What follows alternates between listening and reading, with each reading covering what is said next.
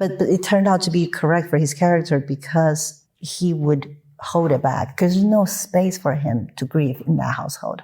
That's why he had to leave. That's why he had to do it through his creativity because he never had space to grieve, even as a little boy in his household, right? So then when I go to Paul in that moment is that the great Francis McDormand taught me, gave us the simplest note, the least amount of words possible.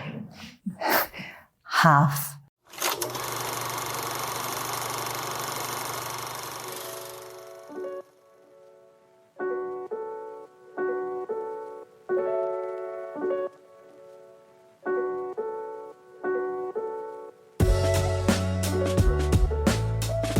Hello, and welcome back to The Director's Cut, brought to you by the Directors Guild of America.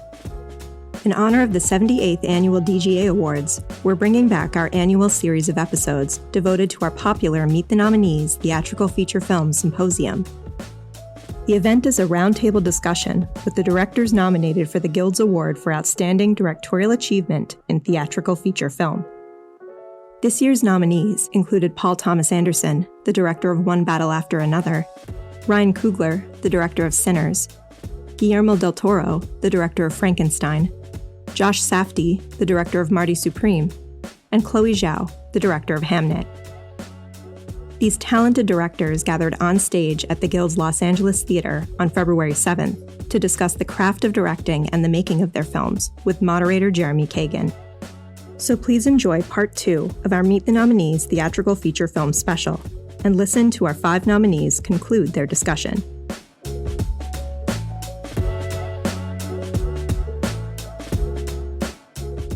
Question, when you want to adjust a performance, when you've seen something and you felt it and you feel that there's something else that can be done, what's the language, what's the process? And Paul, this may not happen at all, or it may happen every now and then, and you have to say, you want to say, if you did this, how do you adjust if you want to change something you're seeing and feeling? I don't know. I agree with Guillermo. If it takes more than 3 minutes, there's a foundational problem, and maybe that foundation is generally not the actor. It's usually the writer. Maybe everybody's it's not the well, what if we did this upside down? What if we did it over here? What if you drink a water and you kind of just want somebody to go like, it just sucks and it's never going to make the movie, That's generally what happens. Right. And sometimes you can recognize it very quickly and you go like, I think we're good. You at its best, you recognize this scene's not good. And actually, if it's gone, this scene goes to this scene and we still have the movie. At its worst, you have a preconceived notion. Dummies that we are sometimes walk in with like, no, this is the best scene in the movie. How can we, the movie doesn't even work without it. It's the whole point of why we're here. And maybe you reshoot it and you keep trying. And there's a thing banging you in the back of the head goes, pay attention. It doesn't work because it doesn't work. And there's generally a reason for that. It's like why good scenes usually take maybe the morning, or they just happen and you go, well, okay, what's next? But micro adjustments from time to time, or somebody, the only direction I can ever remember giving to Benicio was that, Leo comes in with all this crazy ass energy, and Benicio's job was to have a totally different energy and not take his energy. And there was one time when Benicio clearly just was taking his energy, and I remember saying, I think you're taking his energy, and he went like, thank you. It was like, that is direction. Like one little thing, just spot it, be there for them. See, you have to kind of be on the outside of the ring. They're in the ring, you're not throwing the punches. You're just watching and one little thing to throw them, ideally. Thinking about throwing things, ocean waves. Because you, in all these cases here, as filmmakers, you're all writers and directors. So this is not just a screenplay over here and I'm now have nothing to do with it. The writing is constant because that's the truth about all of you in this case. Throwing something like ocean waves out, How does this, because this is the writer, creator, filmmaker now, suddenly coming up with a line. And how do you work that with your actors so that they can receive that? Well, ocean waves is just a thought that popped into my head, and I gave it to Benicio, but it was part of a large sequence in the film that we rewrote very, very quickly to accommodate a lot of new ideas. Benicio came in with a larger idea that he would have this immigrant community that he was taking care of, amidst this kind of larger chaos that was happening in the movie. And so this was an addition. This has been his suggestion to you. His suggestion.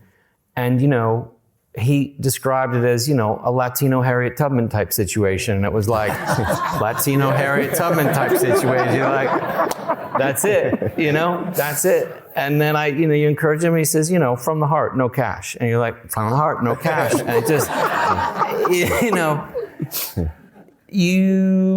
I think maybe I speak for all of us. We're like, maybe you're the writer that gets us there, but there's a certain point when that pen goes down, you just like have to have your antenna on and start listening to everybody, because they're in the three-dimensionality of it all, like they're in it, and they are so much more connected, ideally, to what's happening, and you just have to be ready to receive and write it down and take the credit for it, I guess.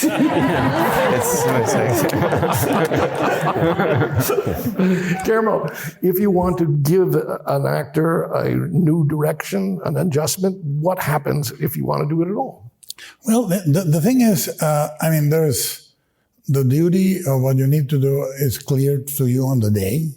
And, I think that the mythology of the director is that he's a chess player, but it's a contact sport, right? You really are passing the ball, and a fumble is a fumble. Or somebody doesn't throw it, doesn't catch it, is very evident on the day. And sometimes it is in the material. Most of the time you wrote something you thought held and it didn't hold. So, the adjustments are, and the thing is, a film crew and a cast are like gazelles in the savannah. If they smell fire, they'll run. So your duty as a director is to try to say, there's no fire, let's get this together, or they start. Even if you are smelling the fire yourself. So, you try to, what I say is directing is like the force of gravity. Nobody should notice when it's on, but if it's off, everybody's floating in terror. Yeah. So the directorial duty is to try to be direct, to be simple. You want to say, look, this is not working, but in a way that doesn't show it. So it's complicated. It is really a complex gestalt. Were there moments when, as you recollect this experience, where and this is an example of that you can recall right now? Oh, yeah. Every day. And if it's an adjustment on the acting, you have to negotiate with yourself and say, is this an adjustment on the acting, or is it an adjustment on what I expected? Right. Is it working for the scene? Right. Yeah. Then you don't correct it. You see where it goes. But I remember there was a scene where which was written one way, and it was Mia had just visited the creature in the cell, and I ended with her washing his feet with her hair like Mary Magdalene, and Victor watched that, so he was really high, saying you shouldn't talk to it alone, you should not be with him alone, and it was a very charged scene, and all of a sudden I'm watching a John Cassavetes scene in the middle of a Frankenstein movie. It became, a woman under the influence in the stairs. And I said, well, let's do this. When we shoot that other scene, you will not wash his feet. It'll end in a different tone, and you will not see it. You will just know that it happened. And let's tone it down a lot more and try it as a confrontation of two minds. But you have to let them run it. You have to let them run it. So there's a few takes where it's Gina Rowlands, it's really intense. And then you go, all right, fellas, and then you adjust accordingly. But it is useful to Learn to, look, when you think of the camera as an actor, then you know the actors are making it happen, and the camera is telling the audience how it happened. The camera is the narrator that tells the audience, and then this happened in a way that is audiovisual, you know? So you have to know if you need to adjust that actor too. Is the camera too loaded? Is the camera too active?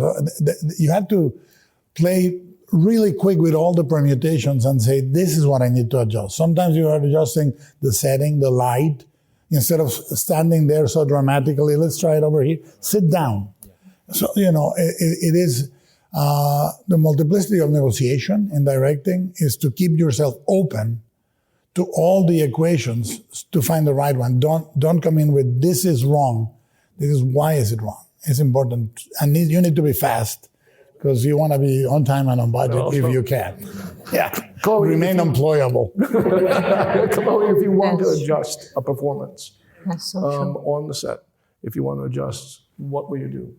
Sorry, I'm still digesting what he said. I know, This is like a master class being here. It's amazing. It's the accent. It's true. And all of you. And I agree if it's like 3 takes, 4 takes, and my actors are not there, I think something's wrong. Something else is wrong. You know, it could be the writing, it could be the lights, it could be the blocking. And I try to look at the whole ecosystem first before forcing them to keep going, unless they really feel like they have something else they want to try. But my biggest challenge has always been, how do I know that it's not right? You know, and that is the more films I make, the more I am. It feels like it's a very internal process. Before it's more here, and also I'm usually one of the editors on my films, so I think I'm also thinking the bigger picture. But late on Hamnet, I'm where the camera is because I know that's where the audience is. And I'm actually trying to do all those somatic work that I ask my actors to do. So it's like, how am I feeling when I see a take? Maybe intellectually it's not right, but I just want to double check, like, what's my body doing? Because that's where the audience are going to be transmuted in that moment. And so maybe it's like, so I ask, like, what am I feeling? And if the answer is if I'm feeling something that I shouldn't be feeling, then I'm like, is that the answer to something? You know, so when the logic of the king fails, I'm like, what's the inner oracle trying to speak? Wow. And were there examples when you know that you can remember? And here is an example when the inner oracle responded to, this is not as the truth that I want to be feeling. Then what might you be saying to your performer? Yeah. So an example is when Paul comes back, when William Shakespeare comes back and see Hamnet, his son's body there, he thought it was the daughter that was sick. Right. So you know, Paul was just he's like, I'm just gonna go all, because he is feeling all these emotions building up. Right. So we always like our actors, whether right or wrong, to just release it. Give it all. There's no shame, no mistake. So he comes in and he's deeply emotional, it's big, and I could feel something in the body. I was very offended by that. Same as Jesse, because we felt like he hasn't earned this. He wasn't here. He left us. And I knew that feeling, and I had to trust it, even though on paper, of course, when the father sees his son's body, he's going to react that way. And of course, Paul, the actor, is giving that brilliant reaction. But I had to trust the inner oracle that says, like, actually, but it turned out to be correct for his character because he would hold it back because there's no space for him to grieve in that household. That's why he had to leave. That's why he had to do it through his creativity, because he never had space to grieve, even as a little boy in his household, right? So then when I go to Paul in that moment, is that the great Francis McDormand taught me, give us the simplest note, the least amount of words possible. Half. Yeah. 20%. You know, I think get out, go away. Yeah, so that's why it's such a poll, maybe half, and then go again, less. And then let the actors knows, they know how to interpret that simple essence. And then in the end, he end up doing a little like smile. Yeah. It's the irony, the dramatic irony. And that tiny little smile is the most heartbreaking. It was the last take after quite a few less. Yeah.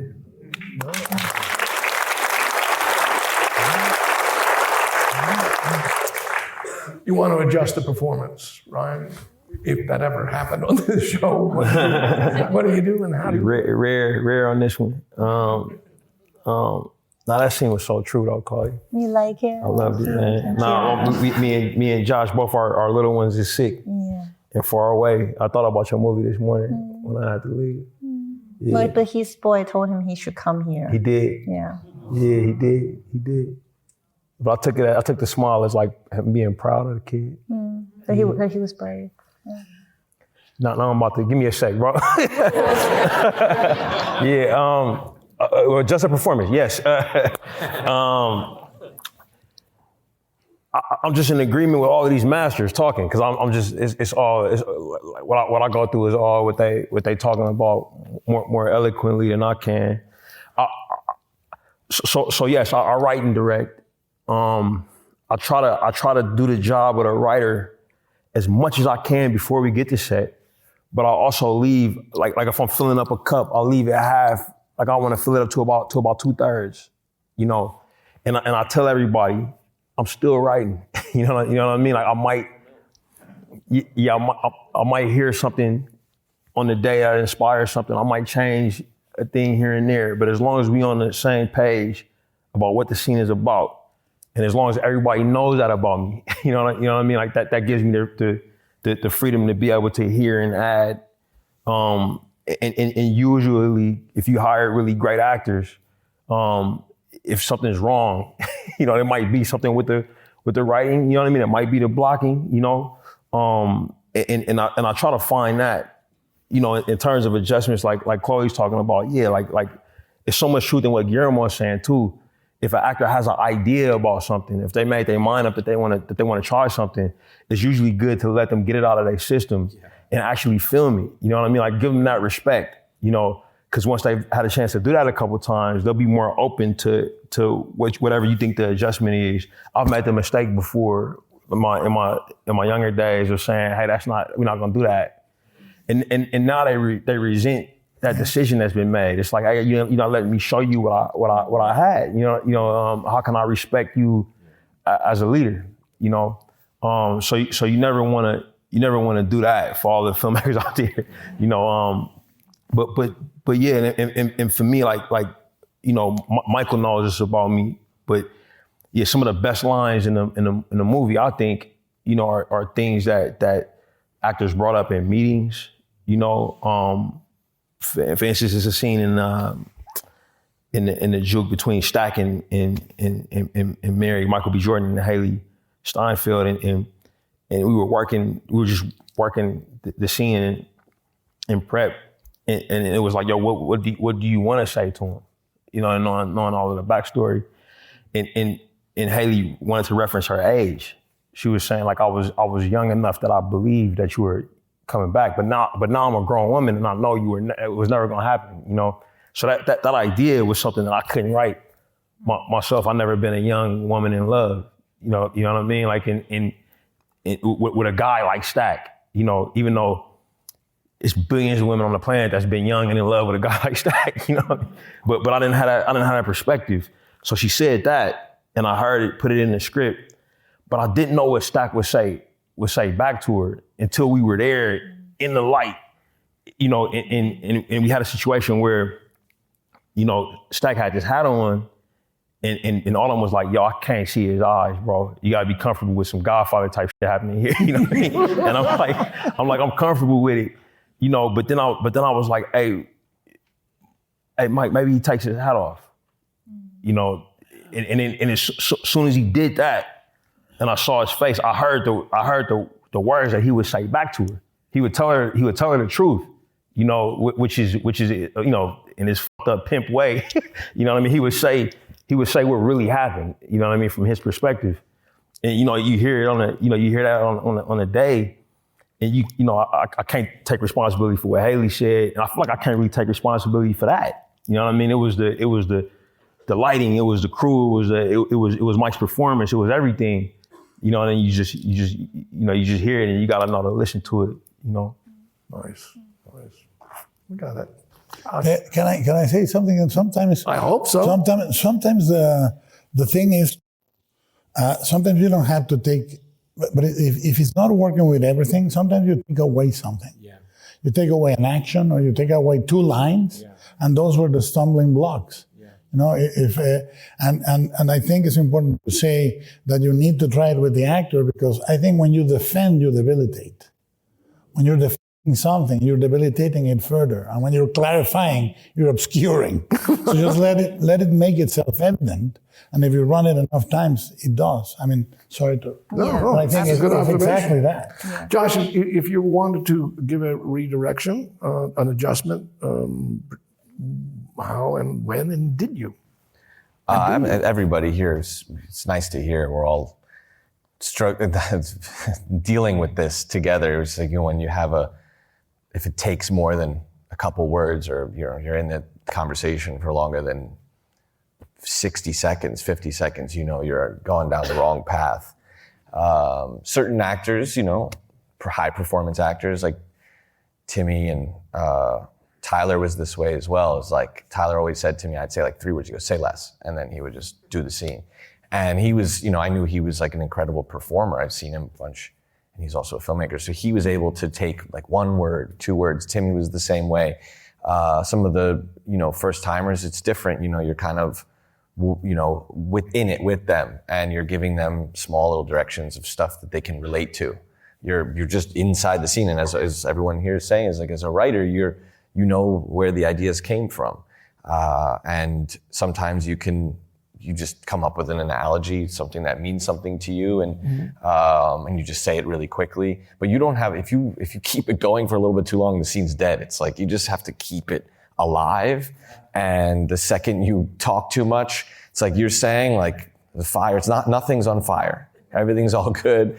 There's no problem. Everything's, you know, where everyone's, you know, and it is true. That's kind of like the little bit of the loneliness of the director. You got to keep it together no matter what, even if an actor is like maybe spiraling out. But if they are, it's because of something's not working, and it's not their fault. It's probably maybe the script or the blocking. And you just kind of, you know, you work with the actors. I mean, I know with Timmy, when he would do a scene that he really liked, he'd be like, one more. And he just kept wanting to stay in the scene. And you do want to give the respect to the actor, and you're like, okay, we'll give you another one.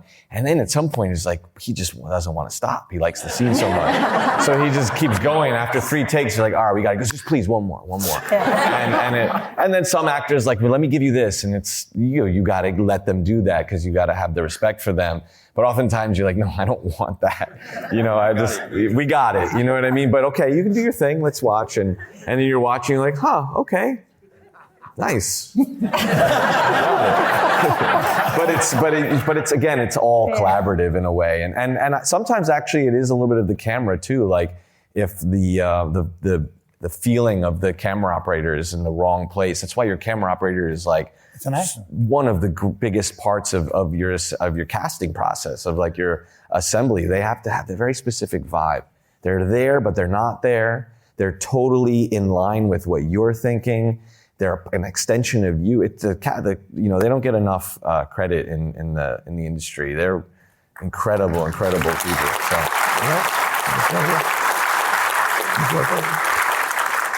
Let's talk locations.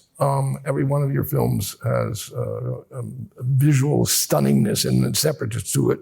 What were some of the tougher locations for you to get besides the phenomenal roads? What were some of that were challenge? I was even interested, even in the beginning, that detention center, right in the opening, how that evolved. And so talk about locations.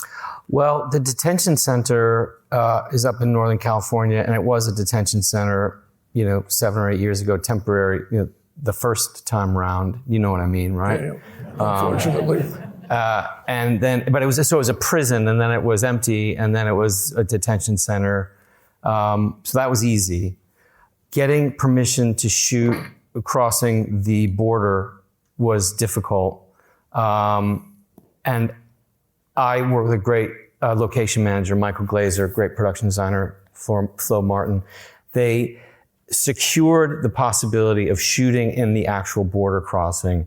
And I kept saying, well, how did you do it? And they just said, don't ask. And that was a very short shot of Tiana Taylor's character crossing through into Mexico in a real, in Mexicali, Calexico, Mexicali / El Centro. And so I don't know how it happened, but when we had shot the opening sequence once, and we didn't really like the way that it went, and we wanted to put it at the border by San Diego, right on the wall. And so we had done such a good job, the Border Patrol was so happy with us. The first time around, when we went with Tiana, they said that we could shoot on the wall and create a temporary internment camp under the freeway. And I said again, how did you do this? And they said, do not ask. I don't really know. And so we shot that opening sequence in 3 days, just waiting for somebody to say, you need to go away. What are you doing here? Even to the point where we're shooting fireworks off across into Mexico. While we were shooting, we would watch people. I couldn't tell our background extras from people who were really crossing the border. I'm not kidding. I was shooting a scene in a tiny little trailer, and I saw a family walk by behind Tiana, and I thought, well, that either the ADs let some extras, walk through to go to the bathroom or something like that, but it was a family, that was crossing the border. That is I don't know what the hell happened there, and I didn't ask any questions. And so by the time we got out of there, I still don't know the answers. It's still a great mystery to me. But securing that location was hard. Securing the locations on the hills was challenging, only because as barren as it is, it's kind of shocking when you have ITC, you shut something down for 15 minutes. We were always surprised at how many cars. It was a kind of main artery that led to the Arizona border near Yuma. That was challenging just in terms of the logistics of how many cars and stunts and people and things and shutting things down in the middle of the desert and the danger of the road. There was no shoulder. So that was a kind of very challenging logistics for a great AD team and a great stunt coordinator. The shack that they live in, can you talk about that? That's up in Eureka, which is a wonderful part of the world, a beautiful place of the world. That sounded perfect. I meant to do that. But what I meant is, it is a beautiful place in the world and a horrible place to scout. And the reason why is, I like to scout locations. You just get in the car and start driving around and find things and knock on doors and look for things that you might want. It's the best. Because any folder that's put in front of you is some thing that's been in 500 movies, right? And you're looking for something, and the unintended consequence of the benefit of it is you get to meet people, and that's talk about casting. Then you're gonna knock on a door in Inglewood, and you're gonna meet, now you're the grandma in the movie. Great, okay. Was that how the grandma came? Absolutely. I was gonna ask you, is how? Well, yeah, that's how it works. In El Paso is the same way. You're in a community where you need the support of that community. You are a tourist there. You are best served by asking them for help, and then everybody's kind of collaborating in it. But at Eureka, it is a place and a part of the world where people do not want you knocking on their door. And so to go down a long driveway with a sign that says, don't come in, I'm very daring, but at a certain point, we get halfway down that driveway and say, I'm not fucking doing this. So it was a process of flyers and things and looking for somebody who might say, I've got what you're looking for in Google Earth, and looking for little cabins and, looking for something that had in your mind. It was like a tiny little shack hidden, surrounded by redwoods. Came across that. And it was, the bones of it are what we wanted, and we just set, and then it was set decoration. But a really challenging but very fun way to work. In other words, it's only big enough for 4 people to be in there. It's like, so the world is gone except for Colin, myself, boom operator. Maybe Adam's tucked in a back bedroom, but he'd get bored of that and go outside. And so it becomes a very intimate situation with, 100 people standing in the pouring rain outside looking at you like, you and mud and all that. But good for us, So you decided not to build this. I'm fascinated. No, it was never it was never a thought to build it. It seemed crazy, It's going to sound different. It's going to look different, Part of the joy of making this film was traveling around so much, to go to Eureka, to be there for 2 weeks, and then move on to Sacramento, and then move on to here. So each location that we traveled to had multiple opportunities for multiple different scenes. There's the finding where the Christmas Adventure Club is, which is this very strange move through a very strange space to a very strange, even stranger space with the bird and could you? I will, yes. So that, I had, the idea that they enter into a kind of traditional suburban home, we knew we were going to try to look for that in Sacramento. And irony of all ironies, the one that we found happened to be Ronald Reagan's house. Oh my God. Pretty good, right? Yeah. So, so that was Ronald Reagan's home where he lived when he was governor. He didn't live in Governor's Mansion. I think he lived there. And that presented itself with a staircase down to another room and a weird door that was there that opened to like nothing. It was like, all right. Months and months of looking for something, we found what we were looking for, whether that's by accident or because we were doing the hard work of, coming across Ronald Reagan's house. There's a long hallway that the character walks through that we had found in Stockton. It was an old, boxing hall, and it was this massively long hallway that just looked fantastic. So you go, okay, this works, that's great, so we'll shoot that in Stockton. We've got Ronald Reagan's house in Sacramento, and he's opening the door into a set that was built, that was created. And I think the only thing I could say about that set is, we had a traditional kind of men's lounge idea for these, the Christmas adventurers would have that type of energy. And every time that you think of a set or something like an office like that, you're going to run into the problem of, okay, so a guy sitting at a desk and what's behind him, And it was just going to be a wall, or it's going to maybe a bar, or something's light up, because you're just going to shoot into a wall. And the closer you look under the hood on these types of people who are convinced that immigration is a massive problem, one of their justifications is nature and birds. I don't know, it's a bunch of horse shit, really. But so if they were that in love with birding, then wouldn't they have a kind of diorama of birds behind them, that mountain's majesty and all that kind of shit? Yeah. So we it created a diorama, so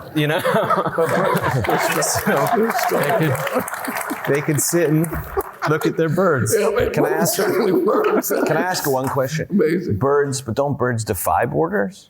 Well, you have to talk to them about that logic. These are the stuffed ones. That's when they got them. Obviously, I assume, Guillermo, almost everything was built. The tower itself is such a phenomenal space. Yeah. When did you conceive that it would have this circular? I know the circular mode of some of the visuals in your movie is there, but talk about conceiving this tower, because it's such an important part of the piece, and how you got it designed. And Deuce's head. I'm sorry. Scottish architecture is sort of insane in a great way. They have flourishes that are very Gothic, but they're very their own. They build these towers with a crown on top. There are several in Scotland. And that is based actually on a real tower, which is erected in honor of Braveheart, of the character that was Braveheart. And we went there and I saw it and I said, this but bigger.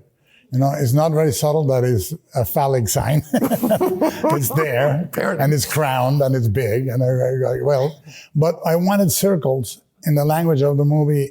A lot of circles, because it's a circular tale, blah, blah, blah. And And I wanted a birth canal for the creature to come out into the world.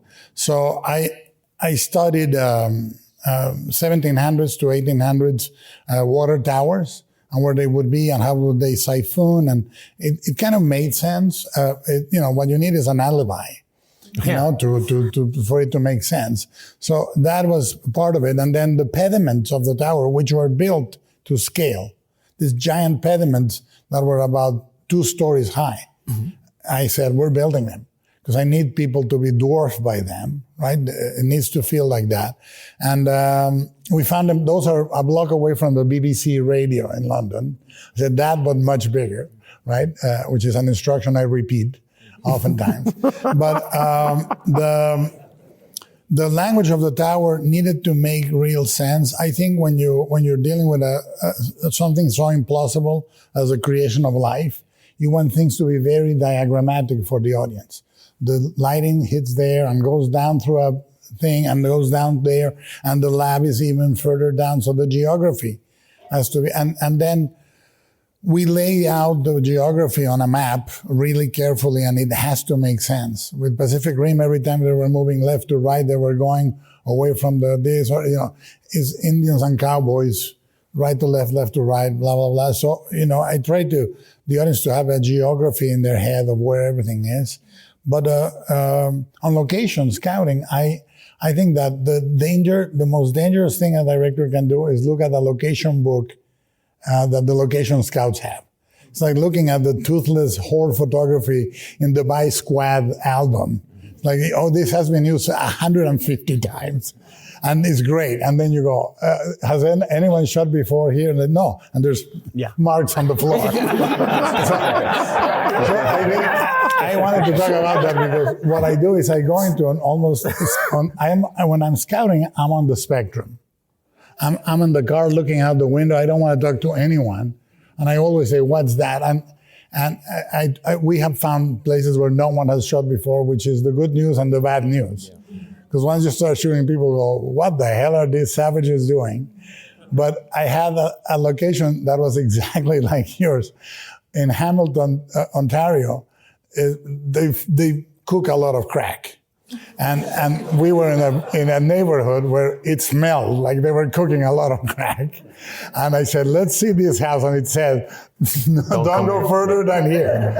And we knocked and we went in. And when we came out, there were 20 people surrounding the scouting van. And we said, let's reproduce this on stage. Right. By the way, in terms of, for example, the mansion, the movie was a mixture. I wanted to go places. So we shot in the same mansions that Kubrick shot Barry Lyndon. And inevitably, he had done the scouting for us. So what's the best angle? We inevitably ended on the angle he shot. Not as an homage, but you can disagree with him. And then when we were looking for the empty ice space, we went as further north in Canada as we could. And I said, no, take me to the locations where Alejandro shot The Revenant, which were... and we went, and it was an incredible landscape. But if you turn to the right, there was a Popeye's fried chicken. If you turn to the left, so we said, why not get the cachet of The Revenant and have a Popeye bucket, But, so you need to negotiate convenience and spectacle. No, but you built this ship. Well, we built the ship entirely. The ship is real in every shot. There's no digital ship, and we built it on a gimbal to move, and et cetera, et cetera. And there was no stage big enough for that, so I said, let's build it on the parking lot, and freeze the parking lot, and put real snow in the parking lot, and build the icebergs and so forth. But I think that the interiors of the ship are built inside. Okay. Yeah, but I think it's again, the location is character, wardrobe is character. So design is character. So, the thing that it blows me away when there's skateboarding on the roof. That is so, can I ask a question? Did you find that on the day, or did you know it from the beginning? Because it's one of the most magical moments of pure cinema. It was both, because as you might know, you can't just go shoot on a rooftop. I mean, I thought, we'll just run around, we'll shoot on these rooftops. And everyone was like, you are not going to just run around and shoot on rooftops, the security of it and all that kind of stuff. So everything was in place. But when those fellas run and jump and their silhouette, that was just, the movie gods gave us that one. It was like, I wish I could say that I drew that one out, but no, that was just a gift. Yeah. How many rooftops did you work? Yeah. Because there are at least 3 or 4 that you Yeah, worked. there's 3 or 4. I mean, downtown El Paso is not very big, and it's an amazing city. There's a tremendous amount of money that went into that city, sort of Mexican Revolution time, everybody coming over. And so at one point, there were more movie theaters in El Paso than anywhere else in the world. Department stores, incredible with...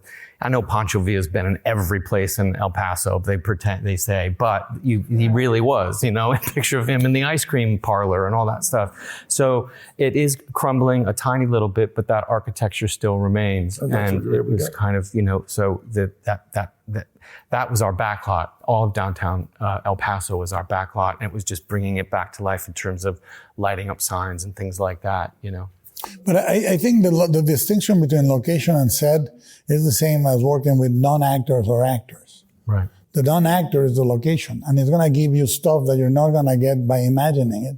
Yeah. And then you yield to that, and you say, well, what am I going to find here? When the ice actually breaks and he falls in the beginning, how did you construct that? When the breaks under him, we built the whole gimbal. We did the slope towards the ship really, really slow, because I wanted the opening shot to be really far away from the ship. So we were on the other side of the lot, and we started the incline millimeter by millimeter until you didn't notice, but the ship was several feet higher on the ground. And we built an iceberg that was cable controlled with servos. Wow. So that he would flip on the iceberg and go under the ice into water, which is Christopher Leon, Dracula, Prince of Darkness. But I wanted it to be physical, to really sink him and it feels in the like water. Yeah. The Tudors spaces in your movie, particularly exteriors, I realize it's quite amazing. I'm talking about the Tudor houses and the little town. Uh-huh. Where and how? Well, I learned a big lesson on Hamnet because I always used to this location only. I want to shoot on location always. And then when we went to look for those homes, and I did find something, and then you look around, you go, this is a house hazard because, it's so old, it's about to fall apart, and there's traffic right next door. So we built a lot of interiors, and then that turned out to be really a blessing in disguise. But then the exterior, there's nothing you can do. We didn't have a lot of money, so we go to a town, and then we can afford visual effects, but 3 shots, tops, like 3 angles, and so then we just try to look for a corner. If you have a corner, then you kind of don't have the most expensive thing is you have to shoot down the street, then you have to build everything. And so how can I constantly not have any depth in the shots so that I can save money? And so we found this town in Wales that has a nice T going on there. Well, actually it's a cross, but then there's enough angles that there's always an existing building behind my actors that we can put a little bit blue and make some adjustment, but never have to shoot down anything. And so that's one. And some of these other exteriors were found through the National Trust. And so there are some existing ones with the farmhouse, but the Globe Theater was built completely. I went to the real Globe Theater in London, and I had a total panic attack when I got there because I had what I had in my head, and then there's no other Globe you can go to. So you hope this one could work, and you walk in, and it's for the tourists, it's modern, and then the real one burned down, and then it's very, very large. And I know my lenses are going to be a bit wider, and also we couldn't afford more than 300 extras. which can only fill a corner of that globe, because they have to, make it's expensive. So then we know we only have 300 extras, and we have to now build the globe, and we can't afford that either. So and I was crying, and the entire scout team was there. And then my production designer came to me. She put her hand on my arm. She said, "Chloé, how do you want Agnes to feel when she enters the globe?" I said, "I wanted her to feel like she's inside of a hollow of a tree." And then she goes, "We can do that." And our visual effects team were there too. And they were like, "Yeah, we could do that.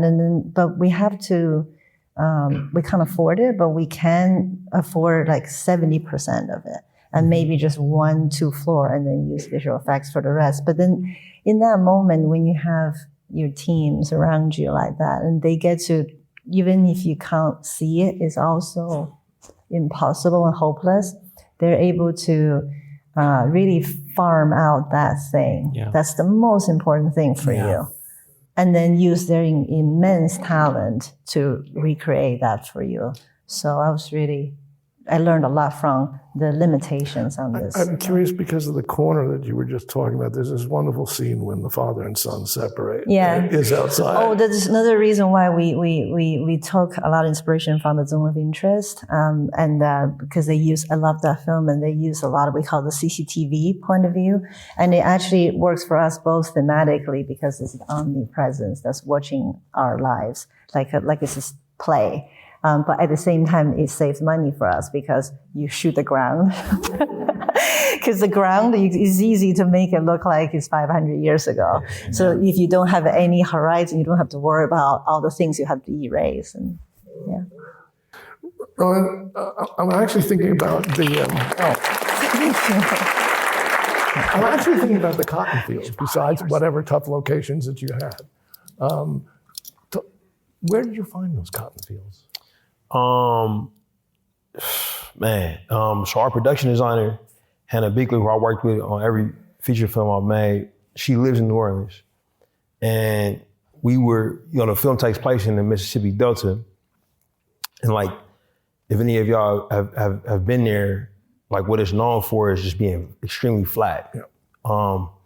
Which is like, when I went there for the first time, it affected me dramatically, because I'm from Northern California. Like close to the topography where Paul shot a lot of his movie, and all we got is like hills and coastline, trees, water. Like I'd never been somewhere where I felt like I could see the arc of the end of the earth. And when I scouted, it was dead of the winter, so none of the plantations were in bloom. But I could see that quality of isolation, that you feel when you're in a place like that, and it was the closest I ever felt to that was being actually on the continent of Africa, like being in like East Africa, like in Kenya, with some of the tea plantations that I saw when I was there. So I wanted that feeling, and Mississippi was out of tax credits. They also didn't have a lot of crew support, stage support that we would need. So we made the choice for Louisiana early, and I was nervous about it, but Hannah was confident, and so I've learned to trust her over all our movies. But the thing is we had to drive out to like Thibodaux, Louisiana, to find and Braithwaite, these places that are distant from the city, to find their flat environments and their plantations. But what happened in Louisiana is that sugar became more a higher profit margin than cotton. It was like 3x type of profit margin, and also easier to plant in Louisiana. So all of the places that work cotton farms have been converted to sugarcane plantations, like way before we got there. We used Hannah found hibiscus plants, which are like a cousin of cotton, and they planted hibiscus, and then they attached cotton to them, like basically like sold it to them, and so it's big swaths of anything where our actors or extras will be navigating and moving through. Those are hibiscus plants that they sold cotton to. Yeah, Fabulous. yeah, and then we used visual effects to duplicate Got it. in the distance. And building the juke joint? That was all Hannah. So it was a lot of builds in our movie. The juke, Smoking Annie's shack, the church. Those are the big ones. I feel like I'm leaving something, man. Usually Zenzi sits right here and she'll remind me. She in the Bay. But she built that stuff, man. She drew it and built it, and we do a lot of research, and I knew I wanted what they bought to have had history as some type of meal, that concept of capitalism for my people as being something that's like a machine that kind of like grinds you, and we knew in Mississippi, it would either be a sawmill or a sugar mill, and a lot of timber in that region. So Hannah called me one day like, Ryan, it's gonna be a sawmill. So I'm like, all right, and yeah, we built it, we drew it up. And she made it on what was a golf course that got overgrown and just turned into like a gator farm. You know what I mean? Like just alligators and snakes everywhere. But I remember the location scout, bro. We getting attacked by mosquitoes and shit. And Hannah's like, all right, Ryan, so it's gonna be here. And I'm like, great. Get back in the scout. We just needed water and space. And she built it. She built the facing out there. So all our exterior stuff, with the cars and everything, and a lot of the hallway stuff that's looking out is there. And then we built the inside on a soundstage called Second Line Soundstage, right in the middle of New Orleans. It was beautiful, bro. I lived like 2 blocks away. And the water that's next to the juke that we have near the end, was that a total other different location? No, that's there. Yeah, we built the juke next to the water, so that's a real body of water. But it's once again infested with alligators, bro. So we built, Hannah and her team in special effects. They built so imagine this is your river. They built a little lake alongside of it. You know what I mean? That we could put the actors in without the alligators. And then use VFX. And no bullshit, bro. We'll be out there in the middle of the night, and the animal wranglers they'll be standing there, and they'll be sweeping a flashlight, right? And I'll stand next to him and I say, man, how many gators we got out there? And they say, you see those 2 dots there? That's one. You see those 2 dots there? That's another one. You see those 2 dots floating? That's a big one. And I'm like, I'm like, how big? And he's like, well, those are his eyes. And there's the tail, And I'm like, bro, what? No. And then they would watch us shoot. You know what I mean? Like they would literally watch us shoot. They'll just be like sitting there like man, y'all gotta that clock ticking. Y'all gotta get that first shot up. You know what I mean? And Josh, tell us about your movie is. Did you go to Egypt? No, your movie is everywhere. Tell us they were about, very generous in Cairo. What were the toughest locations for you? Say that again? The toughest locations for you. The toughest was probably the bowling alley. Was the toughest. Because we needed, we were very adamant about getting a period bowling alley. And there's only was one that I had found, it was in Pennsylvania or something. That's not an option. We were shooting in New York. We couldn't move around. And Jack, production designer and the locations department, right, Ross Broder and Matt Kanan and Samson Jacobson, we combed. And what's cool is you're talking about Google Maps and stuff. Our job is pretty interesting because it's like a collection of all jobs in a way. And you really get to feel like a kid and a little bit like surveying lands and things like that. And all the New York stuff, growing up in New York, I kind of knew where the barn finds were, that you can be like, oh, that's untouched. We can make that work. We can put it. But the stuff outside New York, I was like a city slicker going out there and knocking on doors and stuff. Hey, how you doing? But Jack was, we found one bowling alley. It just would be so expensive to, in 1954, they invented automatic pin setting. And so before that, our movie's 52, it was hand setting. And you had people back behind the scenes placing the pins. and the ball always was above ground. The idea of feeding it was all gravity based. And I wanted. Now it's not a bowling movie, but it was in the background. I really wanted that. And I had this idea to set that whole sequence in it was like a ping pong parlor / bowling. That doesn't exist. So we had to find a bowling alley big enough and like minimum 14 lanes, and then had to have an area where we could put 6 tables. And it had to feel like this isn't a period film. It's a contemporary movie shot in 1952. That was what Jack said. I'm going to design a documentary for you. I'm sure you got to experience that a little bit on There Will Be Blood. And so thinks that way. And so he found this place that was 3 hours from New York and way outside the zone. It costs a lot more money. And we went there, and it was in a pretty depressed little town named Hancock, New York. And the son of the people who built it was there, and he showed us. He had a picture from '47 when it was built, and the difference is like, okay, so, and it was in pretty big disrepair, but everything was more or less kept. And if you dug a little bit, you can find the original remains. But we had to bring it back and make it feel new, because it was, not everything in a period film is old. This was relatively new, so we had to build this. We had to build a platform out, make room for the tables, and then of course a location is nothing without people. Like Eric, what's the production designer's name in McCabe and Mrs. Miller? Eric Larson, maybe. He would go to the town and grab all the guys in the bars and bring them to the set of McCabe and Mrs. Miller. So they were rowdy, and you show up on set, and you felt that they made it alive.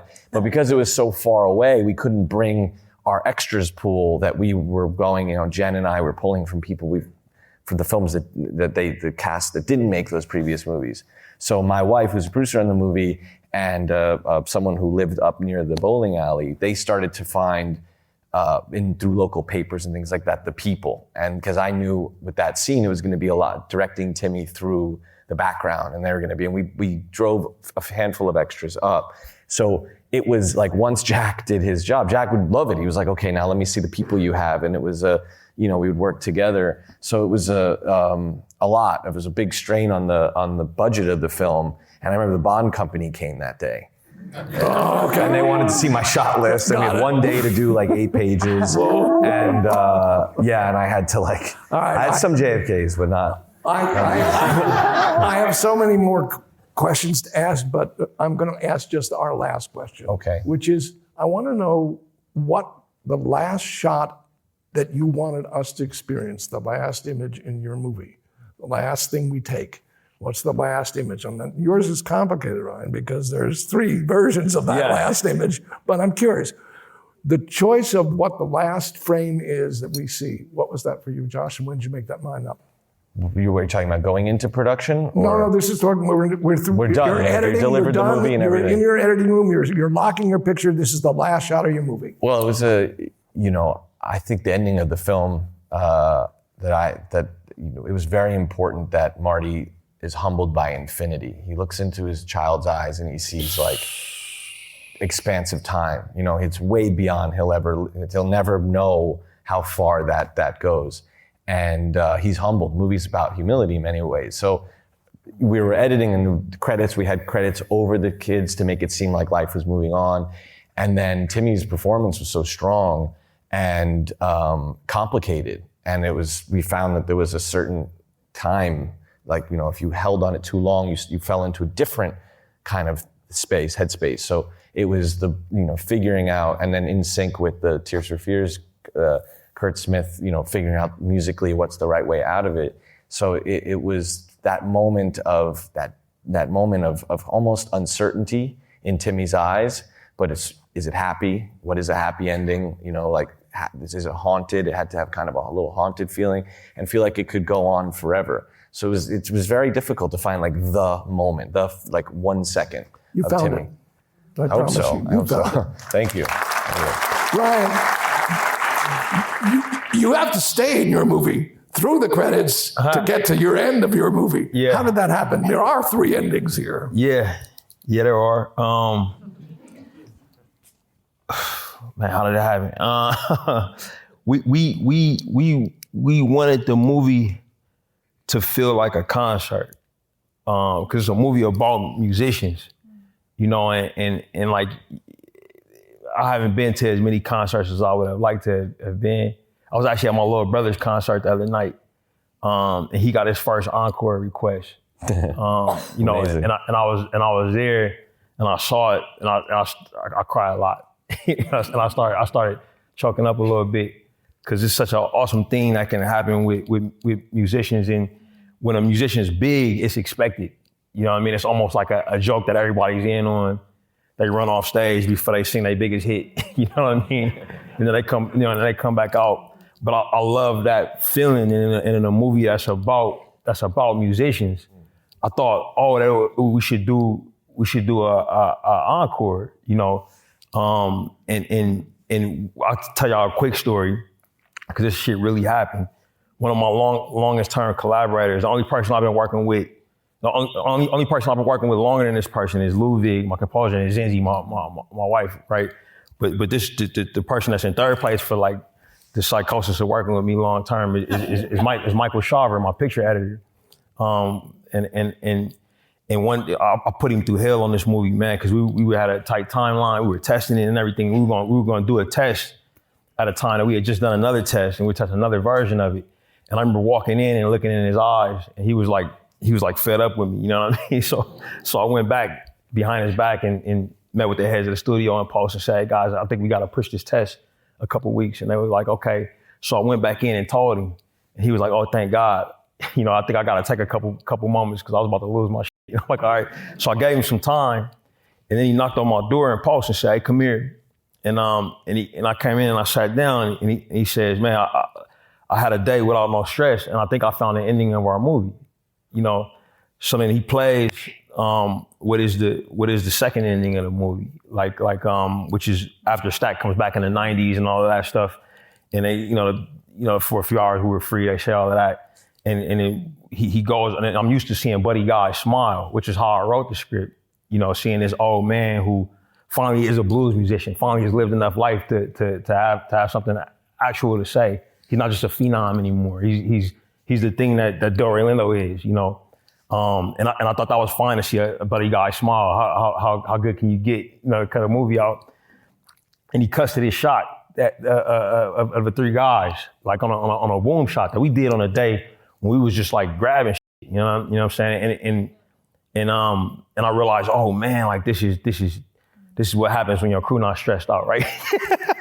but that for me is the true ending of the movie. Yep. Where you realize for him, he won just by spending time with his cousins. I will say that I wrote, when I wrote you after I saw the movie, that we originally had an ending that. Bro, is that true? That's true. Yeah. Originally the movie kept going over the credits all the way to the 80s, and it ended with Marty at a concert watching Tears for Fears, and it gets even more similar to yours. Watching Tears for Fears, and he's thinking about the lyrics, everybody wants to rule the world, with his granddaughter, and about everyone can't rule the world. And then Milton, Kevin O'Leary's character, pops up behind him and takes a bite out of his neck. But it was so similar. That's why the two of you are sitting next to each other. Chloé, the last image. Sorry, Chloé. Is that true? I love it. No. Okay. The last image of your movie. Man, how did you decide it? I liked it. I was about to say something serious. No, I know, going into Hamnet.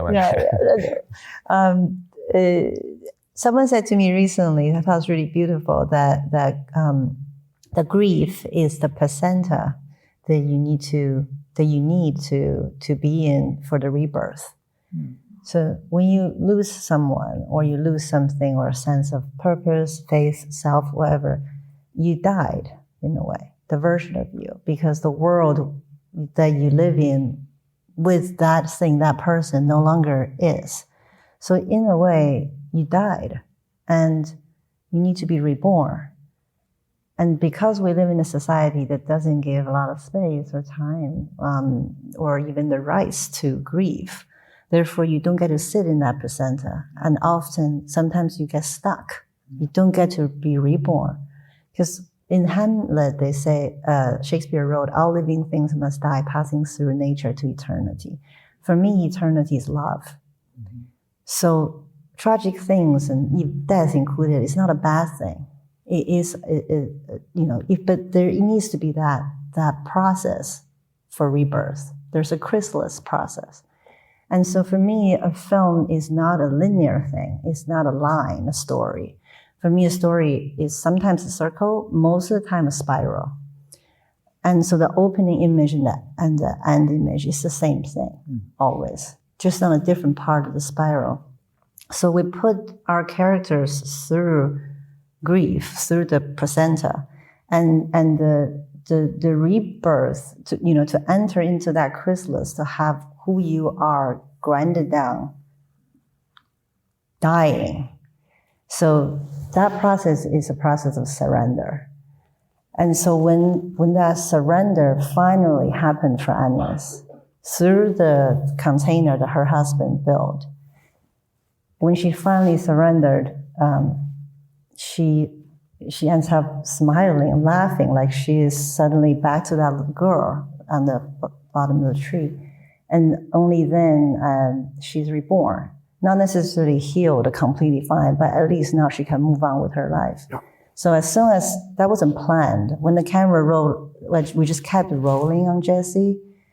And after a while, she's done with the scene. And then I can feel something coming from her that is not hers. It's a collective surrender from all these people around her.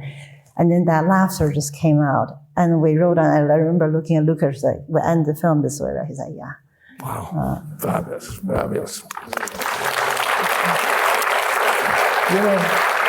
It's so beautiful to sort of be with you all on so many levels. The end of your movie, it's the beginning of the world. Yeah. Talk about the last images. Well, that I knew I wanted to open with somebody alone or a frozen ship when the sun is rising and everybody's stuck there. And I wanted to end up in Grace with a character that is alone but is surrendering to the sun. That came from a moment when my father was kidnapped. He was kept for 72 days. And around days 35 or 36, the most offending thing is the way the world moves. Every day, somebody going to buy a burger offends you. Somebody walking with their dog offends you. And one of the things that I found more offending was the sunrise. I found it really disheartening that the sun didn't care about my pain. I was like, how horrible it felt. And at some point in the middle, I realized my pain didn't care about the sun. That it was so stupid, my pain, in the sense that I was waking up every day free. Most of the people in my family were free and my father was not dead. That I said, the sun is great, that it comes up every day. And I felt a sense of, not relief, but a sense of something greater than me. And I could abandon myself to that.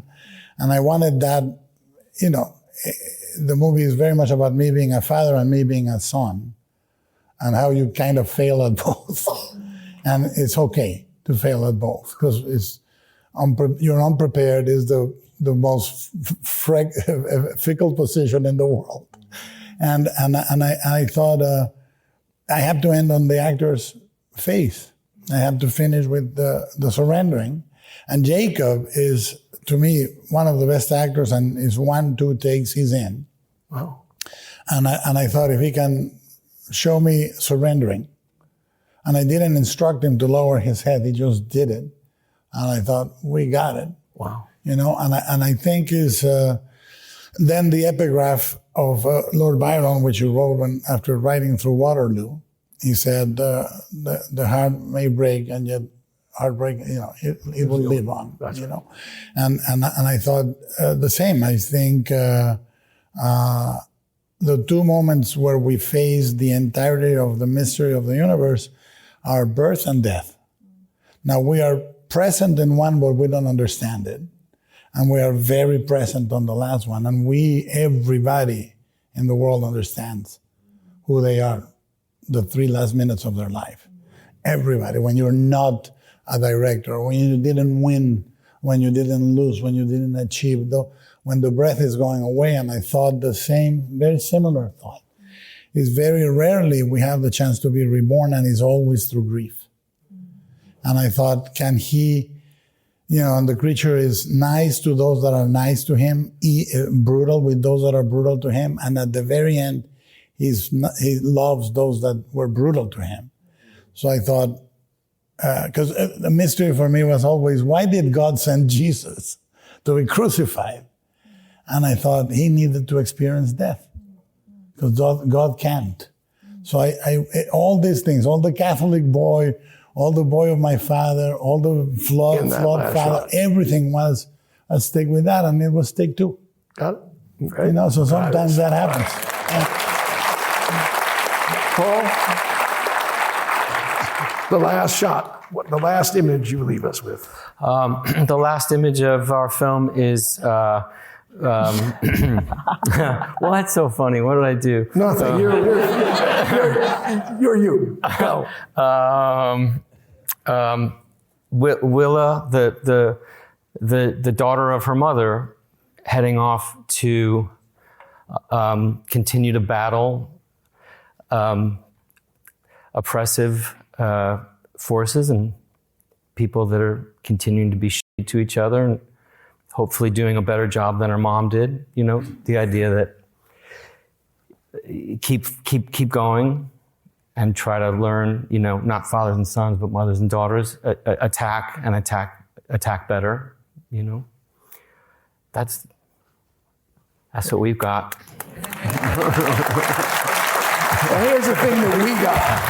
We got so much of what you all have given us. And we are incredibly grateful for the work you've done.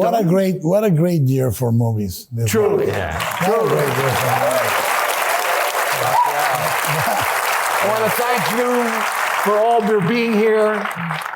See you tonight, and this was very special. Thank you for being such a great moderator.